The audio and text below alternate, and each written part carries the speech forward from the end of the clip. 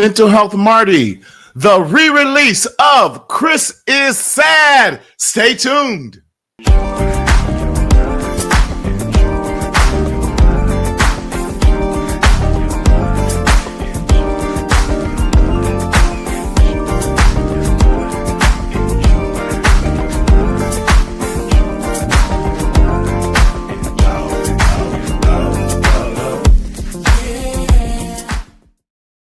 What's up, everyone? It's me. It's your boy. It's Mental Health Marty Martinez Sellers coming to you always live and in living color from Southern California, where the sun, you know what I say, is always shining. And am I excited to see each and every one of you tonight? Listen, get in here in the room. Come on in the room. Come in the room. We need you. Listen, go tell everybody that the show is on. Listen, like and share. Get everyone out there because we have some exciting news today. I'm sure you can see in the background what I'm so excited about. It is the re-release of my book, Chris is Sad. We got new graphics, new everything, y'all, and I am excited about this. And I'm going to give you a special preview and also a special discount that we're only offering on the Mental Health Marty show this week for our own Black Friday. And you know how we're doing it here. We are supporting small, local Black businesses and other businesses that support our community. And we're saying we are not buying it to corporations who are not supporting who we are as a community and helping to uplift the community. So listen, let us know that you're out there. Give us a chat. Send a greeting. What's up, everybody? So I know you're out there. Like and share. And please tell people to join us today because I'm so excited to have none other than my guest artist who's going to be here today who helped bring this thing alive that I'm so excited about. But let me remind you, this is kind of quasi the same as what we do on the other weeks, but I'm just excited about this one. Let me remind you about who we are as Mental Health Marty. Now, let me remind you, we are not your therapist. We are not your psychiatrist, your psychologist, or your life coach, or any of those type of things. But we are spreading love and unity and awareness about mental health and what it's like. And we are advocates for mental health because we don't want you to continue to secretly suffer in silence in the shadow of shame. But we want you to speak up, speak out, and live because the best is still yet to come. So with that being said, listen, let us know you're out there, where you're listening from tonight, where you're listening from. We want to know, and who's out there has started their Thanksgiving cooking and everything. It's already starting to smell a lot like Thanksgiving up at my house. Got my mama in there, my auntie, and everyone's in there starting to listen. The greens are on because, you know, we want to make sure they're nice and tender. Got them collards on, my brother. Got some collards in there, and we're just excited. But I am so excited. You know, I released the first edition of Chris is Sad almost 2 years ago, and I was so excited about it to get it out there. And when I saw that it wasn't doing what I thought, and what I wanted to do is get the original illustrator that I wanted. Now, let me tell you something. Anyone who has a great price is worth their weight in gold.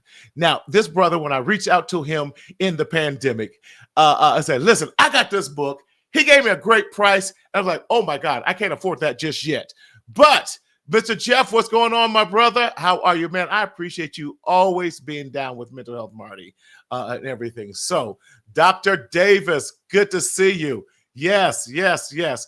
But this brother, let me tell you, Brother Tyrus, if you don't know who he is, once we get done with this interview today, you will know who he is.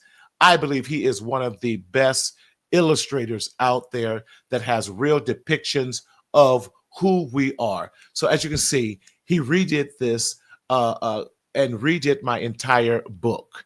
And his price was not outrageous, but at the time, I'll just be honest, y'all, I just didn't have the money. What's going on, Auntie? I'm glad you joined the show tonight. I didn't have the money, but he was so patient, worked with me, and I'm so glad to have him today. And without any further ado, I just want to bring the brother in. Brother Tyrus, all the way from the city of Chi-Town, the Windy City, because it's getting cold out there. Tyrus, how are you, man? Hey, I'm doing well. Thank you for having me on, Marty. you got all of this energy, man. Oh, my goodness. It's we infectious. we had I'm to like, turn oh it man, on. I got to turn up. Marty's on fire over here. So, Man, listen, thank you for joining me, and thank you for, man, bringing my vision and my dream to light, and to bring it to not only to light but to life. And what I love about working with you is that you knew my heart, you knew where I was going, and you captured the story, you captured the illustrations that made sense, that felt authentic, that felt real, and my daughter loves it. So for those who may not know who you are, let's give them a little bit of background, because I know who you are. You the real deal, man. You are the real deal. Talk. well, I'll tell you, I'm a glorified janitor. Far from that. Far. And Now you got I'll jokes. tell you, Marty, he'll say all the work I did, but he made it easy for me to do the work. So just a side note, when you get an author that's hands off, then you can do what you're good at doing. It's like you don't go to a fine restaurant and go in the back and tell the chef how to cook. Right. Unless you want a meal you made. Right. You go to a restaurant. I like to go to New Orleans. Yes. And the food there is amazing. I like to eat. So listen. I'm sitting at the table and I'm waiting, and the chef may say, we don't have this, but we have this. And I'll say, what do you recommend? Why? Yes. They know how to cook, right? Right. So I'm gonna let them cook. And if they recommend it, that's what I'm going for. Right. And so our relationship worked out in the same way. Marty was like, man, do your thing. Marty, you didn't even show up to meetings sometimes. You didn't show up to the meetings. And I told the team, I go, don't worry about Marty. Marty's all right. He trusts us. He said, do what we want to do. I gave you the feedback. And I told the team that, and they were pleasantly surprised and happy about that as well. They're like, hey, all right. So it allowed us to build and create. Yeah, make something that we would be proud of. Sometimes in the creative process, there's that fight, and sometimes that's good, but other times it becomes a distraction because I only have so much energy in a day. And so when I go, you got it, that means you're getting it your way and you get the results you want. And so, that's a compliment to you, Marty, being able to just step back and trust the process. So a little bit about myself. Well, I'm Tyrus Goshay. And I've been illustrating for over 20 years. I worked on video games, worked for Disney, designed toys for the McDonald's Happy Meal. I've done quite a bit. I worked for Marvel. I've done quite a bit in the industry, the design industry. And I'm just so blessed to be able to transition into doing this full time. I also teach college. I'm a professor at Columbia in Chicago. And I was a dean for a while. Then I became a professor because the dean was too much paperwork. I'm not here to do paperwork.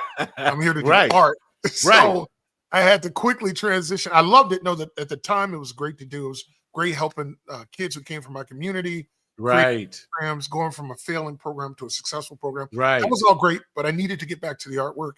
I did some slot video game designs. So I've been in probably almost every creative venue that I could be in.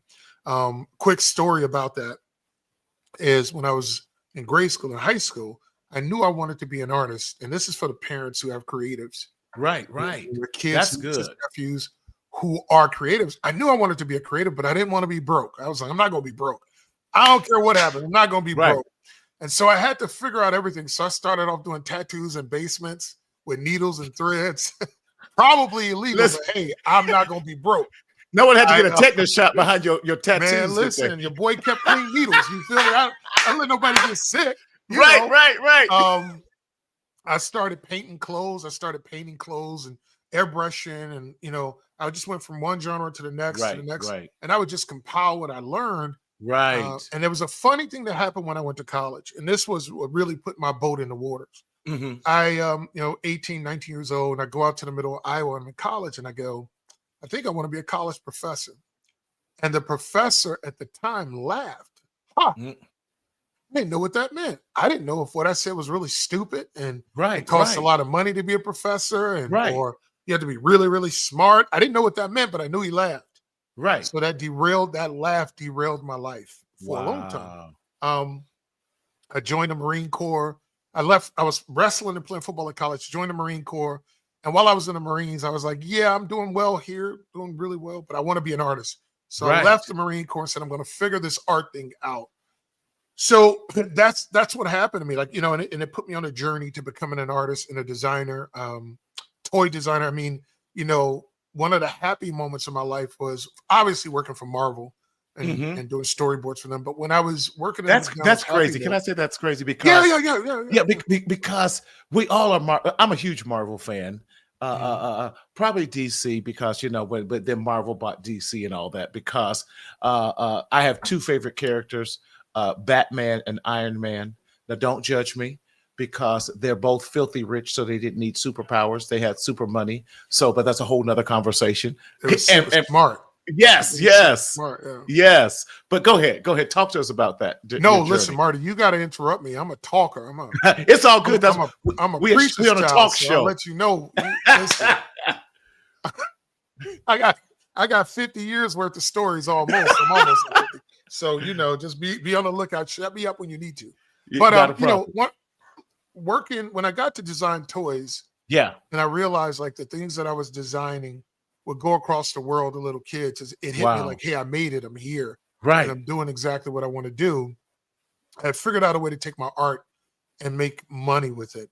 That's good. And then leaving there and becoming an adjunct instructor, then becoming a professor, then becoming a dean. Yeah. That was amazing. And it goes back to the moment when the professor told me I could never become a professor. I could never teach at college, Wow. And when you don't have a roadmap, it's hard to get to where you want to go. Yes. So it's going to take you a lot longer. You're going to take a lot of detours because you don't know how to get there immediately. Mm-hmm. And I have a saying, Marty. I have a saying, Marty. Once you know the way, all that's left to do is the work. When the way is clear, all that's left to do is the work. And so when someone gives me a story, that's the map. Yeah. All I got to do is the work. So it's natural. It's easy for me to do the work. That's what I'm here for. That's what I'm designed to do. And it's a gift. So Marty, you'll send me. It's a neat 8 books. Okay. You'll send me a story. Yes. And my gifting is when I'm reading the words, I can see the pages. It unfolds, and all right, now all I have to do is the work.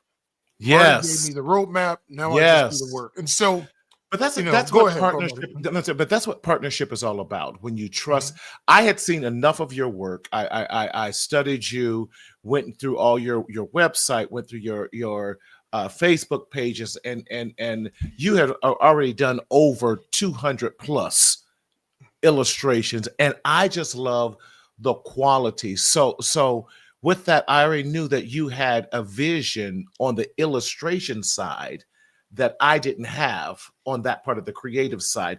And so that's why I trusted you, because I figured if you read it, you already saw my first one. You were like, I don't need to see any more of it. You were kind about it. You're like, you're like, oh, you went through Fiverr, didn't I? Say, hey, a brother could only afford Fiverr at the time.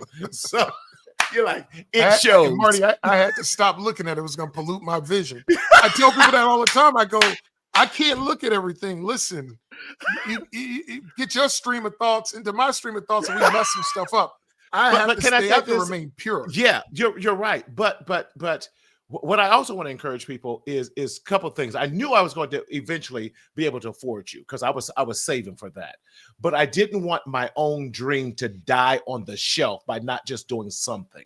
And I share that it's okay to start, even if it's not as successful as you think it is. But what it did, it challenged me to make this next version what I wanted. And I didn't want to stop at that. And I think too many of us allow the dreams to die on the shelf, to allow a professor to say you can't do something, to allow on our parents who may not see, or friends who don't see your vision, to stop you from chasing your dream. And a dream doesn't have to be a hobby. A dream can be your passion and your lifestyle. And that's what I hear about you. You said you did not stop chasing that dream of being this artist, this creator, this illustrator, this designer. Where did that drive come from? So, Marty, you said a lot of good things, man. I was like, all right, I'm gonna say this, I'm gonna say that. It's going by so fast. But let me tell you what I always, when I run my afternoon mentoring program and I talk to the young men and the young girls, I always say, a dream is just for you. That's why nobody else can see it. Wow. And if you know the story of Joseph, yes, he understood his dreams. He understood others' dreams. But yes, in our cases, the dream that you have is for you. So when you take it to other people, they can't see it. Right. It's not for them. And we create a Ooh. culture where, now watch, we put things on social media and we expect people to respond, and we work in a based favorable on their way. response. Yes. Right. But they don't have the vision. So what you're doing is asking blind people to get you to where you're supposed to be, where you're supposed to go. They can't see it. They don't have a map. They don't have the vision. They don't have the ability. And so when we hear the feedback from them, it causes us to stop. So that rejection causes us to stop. Problem with that is it's not their vision, so they can't see it. Once we understand that, it causes us to move differently. It's like, wait a minute, I don't really need your approval to live out my vision. I just have to walk it out. I have to work it out. I have to do the work. And so that doubt that I got at 18 from that professor, that became the fuel to become what it is I thought I needed to become, which is a professor. And I did that. But I used that fuel. It's like he couldn't see it. Maybe he laughed at me. Maybe he laughed and thought, I don't know what his reason. I don't know what that sounded like. Right? That's not my business. That's his vision. I got to focus on my vision. Stop right there. Stop right there. Go ahead. I love that. That's not his vision or his business. That's right. And that's where I believe, Tyrus, we get stuck at, because if someone doesn't believe in our vision, we allow that to deflate our dreams, deflate our goals, deflate. And I refuse to, I'm the one who always likes going against the grain. You tell me something that I can't do. Now I got to prove you wrong. I'm like Della Reese. Said, oh, you like shooting people in their pinky toe. Now I got to cut you. Yeah, now I got to cut you. Right. Now right. Yes. That's right, Marty. Listen, I say this. Here's my fault. We have to be dumb enough to do the work. Stop worrying about what people think. Stop how you feel. Just do it. Going in the right. Just keep doing the work, because the success is in the failure. Yeah, I had to do those tattoos in the basement to own this studio today. If I didn't do the failing work when I was charging $15 a tattoo, working for an hour and a half with a needle and some thread, if I didn't do that, I couldn't do this. So all the fancy equipment I have around me now, I wasn't prepared for it. Right. At 18, at 20, at 25, I had to fail to be ready. I had to fail a lot. And even in success, it was still failing forward.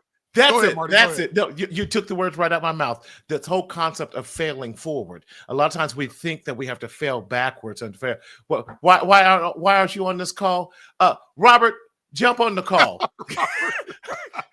Look, Robert, are you ready to jump on the call? Because if you're going to jump on the call, man, I'll send you the link, but you better be ready. Let Robert come on the call. Oh, Lord. But anyway, that's what it's all about. And failing forward and not being afraid to fail. Some of the greatest inventions in life were due to failure. Here's my favorite one that we do all the time. The Post-it note was a failure. I just need one good failure like this. We can't live without a Post-it note. This was a failed experiment. I said, God, just give me one good failed experiment. Yes, sir. So before we get into the book, Tyrus, I want to also talk about you said something earlier about the kids that you mentor.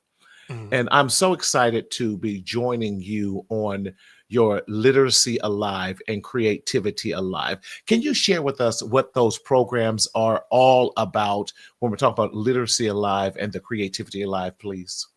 Yeah. So, I as a kid, I struggled in school for certain periods of time. There were times when I excelled and there were times when I just couldn't get it. And so when I got out of school, one of the things I had was a really good tutor. And she took her time and she taught me reading was the key to unlock almost everything. So Yes. what I learned from that was, look, if you can't read, everything is hard. If you can't Mm-hmm. read, it's hard to make money and keep it. If you can't, Yes. it's hard to get in big rooms. You have to be able to read. So what I wanted to do was bring some of that to my community. I created Yes. a school program where we not only practice reading, we practice writing, and we teach kids how to make Mm. books from start to finish, so they can not only just read but learn the purpose of reading, find a reason Yes. to read, and a execution alongside of it. So we start filling classrooms up with students, and we go maybe 6 to 8 weeks. We tell stories. They help us illustrate books. And at the end of that session, they're an illustrator or an artist, depending on what they worked on. They Right. get credit for it. We actually produce the books. They get to sell the books. The schools get to sell the books. And so the kids get to make money. The schools get to make money. And we get to walk away and celebrate with them. So Yes. that's the literacy alive. The creativity alive is for designers, artists, dreamers, where we do things like teach them how to design gym shoes or old Mm. school arts and crafts, where Mm-hmm. they get to make things with scissors. Our kids don't get to use safety scissors anymore, or Right. construction paper, or Right. paint and paint brushes. Right. That kind of stuff has been eliminated due to funding, due to opportunity, due to not having the right Wow. teachers. And Right. so we have an after school program where we bring that stuff back. We want our kids to be able to be creative, because in the future, creativity is where you're going to make money. It's where you're going to survive, Yes. because everything's been automated and animated, and AI is taking over. So the creativity is where our kids are going to be able to thrive and find places to exist. So we're just trying to prepare them, teach them how to tell stories, teach them how to design books, teach them how to create, so that we can populate our own libraries and our own arts museums. We can create and put it there instead Yes. of asking other people. Yes, man, Yeah. I love that, because that's what it's about, putting power back into the hand. Our kids are, we as a people, one, are just naturally storytellers. Mhm. We had to tell stories to survive. There were so many hidden codes and hidden messages in stories. We're hearing it in rap. I think one of the who is going to be the all-time in your face storytelling message was Kendrick Lamar, and what he was doing. And so when we're looking at, that's how rap is telling stories and songs, and we do it naturally. And so Mhm. now to teach them to take that same music genre and turning it into a prose or a poetry or a book or something, and that they can make money on it too, mind blowing. Let Absolutely me mind blowing. let me jump in and say this. So Yes. we watch everybody else take our storytelling form and get Hmm. rich off of it. I was just Yes, watching that's good. a documentary about how Rick Rubin, not from our community, just knew how to use music, and he became a millionaire. These companies, these Def Jams that were owned by other cultures, other Hmm. people, they Hmm. all got rich, and they took all of that money and influence from our community and built their communities up. And now rap is dead. It's dead. Everybody got rich off of it except for most of us. We are the Right. ones who got the least from it, where everybody else did. And now they That's decided it's good. a dead music form. They're going to move on to K-pop or to the next thing. And now, here we are. We'll invent something again, just like we invented rock and roll, the blues. We'll keep Come doing it. on. But Talk what to we have us. to do is remind ourselves, like, look, we have to capitalize off our own creations and not run to other people and say, how do I make money? They'll show you how to make a little money and for them to make a lot. So a part of what we're doing with the book design thing is, when we design the books, the students get to sell what they design, so they can see there's Yes. money in my production and my creativity. It Yes. inspires them to say, wait a minute, I can make money from my ideas, my storytelling, my drawings. And the answer is yes. But if you always have to run to somebody else, one of the reasons why I've been so successful, Marty, is with bookmaking is, Right. there used to be gatekeepers that wouldn't let Black people tell stories. Right. They couldn't make books. They couldn't make children's Right. books. They would Right. only select a very, very few, less than 5%. Right. Since 1972, less than 10% of books that have been in the market for children had Black characters, and less than 2% by Black people. Okay, Right? wait. This is 1972 until Yes. 2018. These are the stats. So the gatekeepers were Run, not letting. run those stats because I think Sure, sure. some people miss them. Run them past Yeah, us I'll one say more it. I'll say time it. because they're I get mind fast, blowing. Marty. I get fast. I got a lot to say. I love it. I love it. I love it. In 1972, they started keeping numbers on how many children's books had Black characters in it. Right. So from 1972 until 2018, less than 8%. So I say 10. I give a little extra. Less than 8% of books had children's books had African American kids be the star of the books. As a matter of fact, 40% of books had bears, cats, other animals. So bears and cats were doing more outweighed our Black children easily, almost by 50%. And Black kids had less than 6 to 8 to 10%, depending on whose stats you look at. So the gatekeepers are saying, look, we don't need that many Black books. Black kids can read white books. This is what they're saying. We don't want to produce that. Right. So the authors who are writing stories for our community and wanted to create kids that look like us, there was no place for them to produce. They would only take a few per year. The big publishing houses would only take a very, very small percentage of African-American authors. Well, what I'm doing is I'm saying, hey, look, we're able to bypass that gate. We can produce, make the books, tell your stories, make the kids look like our kids. Here's another side note. One of the things I noticed too is that the authors were selecting everybody else but Black illustrators to illustrate Black books. Yes. So when you look at the characters, you see afros on everybody, the same repetitive haircuts, but it doesn't represent our creativity. You don't see no fades. You don't see waves. You don't see locks. You don't see the things that we see in our community. And so when I would see this in the books, it would drive me nuts. And they're like, man, they're just doing essentially, the characters didn't even have Black features. They would just be white characters or white drawings and just filled with some form of Black. And so it really, in my 30s, it really started to bother me about that. And so I was able to do that. Look, I want to share this with you too, Mark. I'm gonna let you talk because No, you're good. You're good. Keep going. When I was designing the McDonald's Happy Meal toys, this is a true story. I would always get in trouble. You know what I would get in trouble for, Marty? What's that? As I would say to my boss, can the character be Black? Can this character be Black? Can the character be Black? I would always ask that. And the answer was always no. No. And so the boss, one project we were working on, it had something to do with Brazil. It was the Olympics. We were designing the toys for McDonald's Olympics. Right. And I was like, can the character who's representing the toys that we're designing can one of them be Black? And he says, listen, the world's not ready for that. They're not going to accept that. The characters have to be essentially white. And it just irked me. It drove me crazy. The answer was always no. So here I am a few years later, and almost all of my characters are Black. And guess what? There's a market for it. Yes. There's a market for this. It's an unlimited market for it because guess what? Black parents want their kids to see themselves in books. That's Black kids want to see themselves in books. Oh, by the way, other people want to see Black kids in books. Sure. And so, that gatekeeping was the reason why Black authors are doing so well right now. The reason why Black illustrators are doing so well now, because we don't have to wait anymore. Now we can produce. I got a printer in China, Marty. Your book's just arrived, right? We don't have to wait on anybody anymore. I don't have to ask anyone's permission. My characters can be as Black as they want to be, and nobody can tell us no.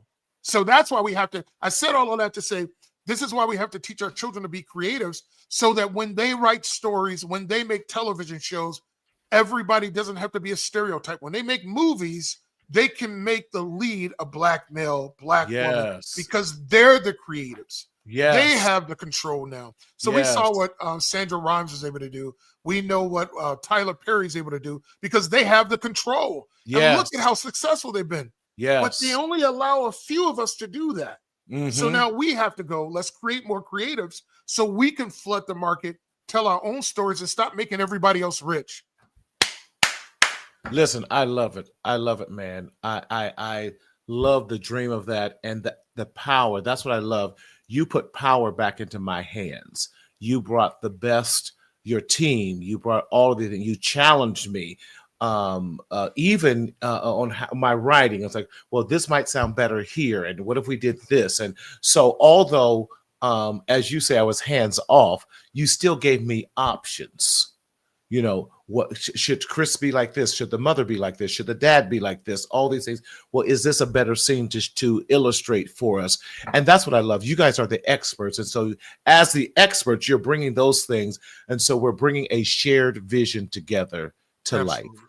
So I love, because you and I had this discussion, and you even expanded even what I thought this series, and Chris is Sad is the first of a series of books to come that's going to deal with just everyday life of things that happens. Now, this particular one is dealing with divorce. We know that divorce is prevalent in all communities. I'm not going to say Black communities, in all communities.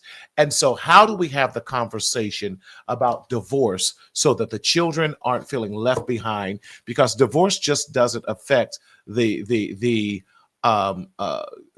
partners and the spouses that are separating, but we have to also think about the children. And this book, what you did so profoundly, was capture facial expressions and so forth. So if you don't mind, I would love to read a couple pieces of this. So we have this. So as you see, it's amazing. I'm trying to get centered in here. Just the clarity. Look at the facial. Thank you, Daryl. The facial expressions are great. And then we even have a picture piece in here that is my letter to parents. And what I love, when we go in here, look at this, just brilliant in that. It says, Chris heard soft voices downstairs. Mom and Dad were talking in the living room. Their faces were serious. Something felt different. And Chris tiptoed closer. Then he heard the words, I guess it's time for us to divorce. His heart sank. Tears almost filled his eyes. Then we see this, which is a natural response. And you captured the anger and the frustration because a lot of times children don't have the vocabulary to express what they're doing. So this is perfect because especially for boys, anger are signs of depression and rage and those type of things. So I look the way that you captured his face. And can I say this too? I love the little low fade over here that you had, the temple fade here and everything that made him look realistic. Right. It says, Chris ran outside. He slammed the door behind him. He felt sad, angry, and afraid. He stayed outside all day, wishing the world would stop spinning. Man, and then even his expression. Mom got that asymmetrical. Come on, with the fade. Yeah, give it a bob. The bob. I gave it a bob. Yes. But you captured the expressions of our children so amazing. Can you put up Trish Moon's response here, Daryl, please? Trish says it this way. Amen. I'm a special education teacher, and I'm looking for books for my students to read to help raise their reading grade level. And I am glad that we are finally having books for students to see themselves in books and share their stories. Thank you, Trish. This is so amazing. And you're right. We got to have these. And so, but y'all, you got look this is so amazing. Herb, thank you so much, man. I appreciate you. You captured, and even you just did naturally. You captured the expressions that the parents feel as well, because parents go through their own. This is absolutely amazing, and I'm so proud of the work that we were able to do collectively together. And then you got him, and I love it too. We were intentional about his school teacher being a Black woman as well. And so what you've done has been absolutely phenomenal. She got her curls in there. So listen, Tyrus, thank you again for this amazing. Now and the coloring book. Thank you. You cannot leave the coloring book. Talk to us. Talk a little bit about yes, it? Go ahead. So give Tyrus a solo. Yeah, the coloring book I like a lot because we're able to address just this young boy being sad, right? Like Yes. we can actually talk about him being sad because guess what? I know we don't want to acknowledge this, but sometimes kids fight with depression. Yes. And we know that there's divorce in our community. And so we're giving them tools to how can we express ourselves? So here he is, he's going for overnight and he's talking about the anxiety that he feels. And he goes, I wish everything could stay the same, but I can carry what matters with me. And so we allowed this little boy to have a teddy bear. We allowed our little young black brother to have a teddy bear. And here we have him watering a plant. You know what? I'm a big dude, but I love taking care of plants. And so we get to show the diversity of our children, what they experience, and the diversity of being black. We don't just play sports and rap. We're human beings and we have emotions, and we need to teach our kids that. I love it. I love it. Trish, I know who you are, darling. I ain't forgot about you or anything. So yes, listen, DM me, Trish, with your cousin's information. But see, and I love that. So we have, so for today only, for this week, we're going to offer not only the Chris is Sad book, but raise up the coloring book as well. We're going to also have the coloring book. And what we want to do is offer this for our Black Friday special. And what we're going to be offering, Daryl, throw our special up. I'm so excited about it.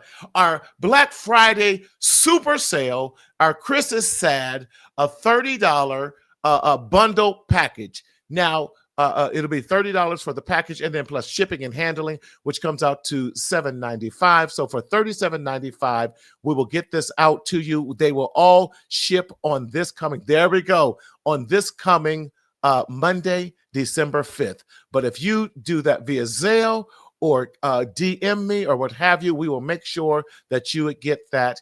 And so that is the link. So please, please, please support a brother out. We want to make sure that we get this into the hands. These makes amazing stocking stuffers, and we want to get the message out to our children so they can have stories that look and feel like them.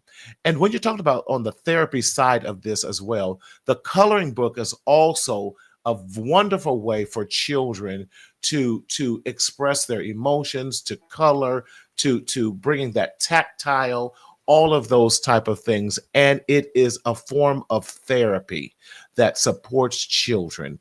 And so we're not concerned about how neat it looks. It's about them expressing and getting those emotions and those feelings out there. So again, $30 Black Friday bundle sale. And this also includes me signing the books. Thank you, Daryl, for reminding me. This is also me signing your book. So you'll have an autographed hard copy of this book, as well as the coloring book as well. But wait, there's more. Right, Marty. Right. But Marty. wait, there's more. There is more. Just like a good old infomercial. You were so brilliant in your design, Tyrus. So I'm going to, as you, can you tell what that "and there's more" is all about? Yeah, this? absolutely. So each book comes with a hidden secret poster that's included in the order, and the kids can hang the poster up in their room. The teachers can hang it up in the classroom. It can become use it as a talking point to talk about expressing their feelings. Yes. So we give the poster comes with it. When you order the hardcover, you get the poster with it, and it comes in the bundle. So you get the poster, the book, and the coloring book in the bundle. It's a great deal. It's a great deal. It is a great deal. This was so ingenious that you have a poster. So now you can run. So even though the title may be Chris is Sad, we see that Chris is absolutely happy here because we found a way of having a great conversation with our children, that they are, that nothing, although their physical address might change, although in divorce and separations and all these things, but that they are loved. So that's why Chris is so happy on the poster. What a wonderful reminder to remind your children they don't have to be sad, but they are actually happy, because it is about supporting the children, and they still have parents and loved ones who love them despite everything. So this is just amazing, absolutely amazing. I'm so excited about this, Tyrus. This comment that by Carissa Key says, I'm glad that you did this book because kids don't understand why mom and dad split up. I love it. Yes, yes, yes. And so we're excited about that. So again, you can get the Chris is Sad book. You get the poster. You get the coloring book. Yes, all for this wonderful Black Friday bundle. Yes, for $30. And then you will also, plus we got to do shipping and handling.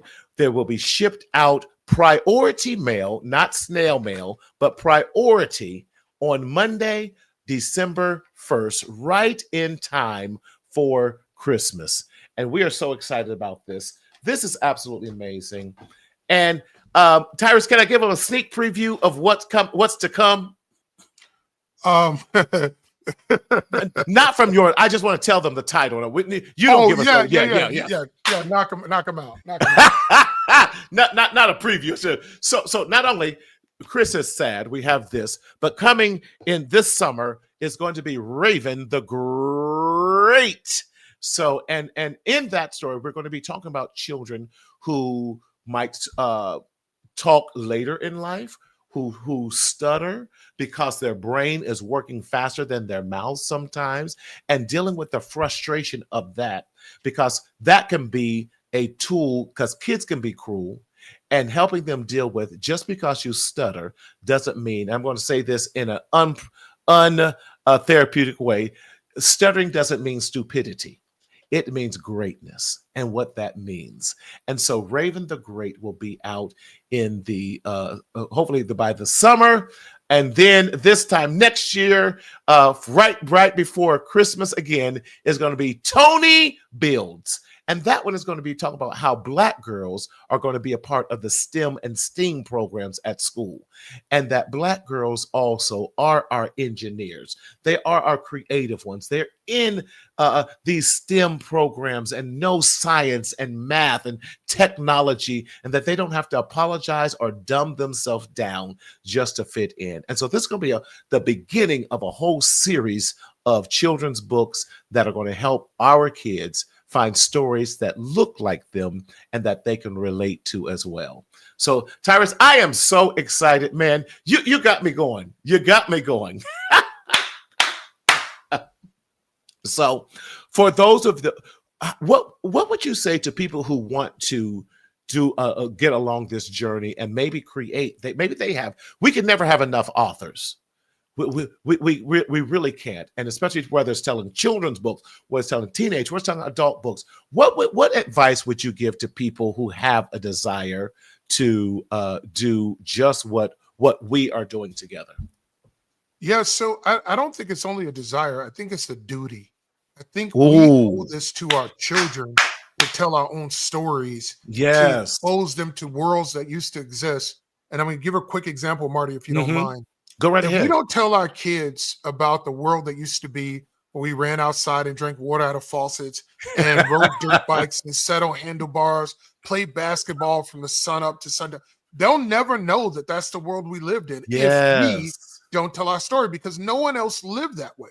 Right. No one else lived that way. No one else knows about waking up on a Saturday or during the summertime on a Wednesday, going to the basketball court, meeting random people there, playing basketball until 8 or 9 o'clock at night, and then the just lights going went out. Until everybody, the rules we had, right? Yes. Until the lights go out, you better, right?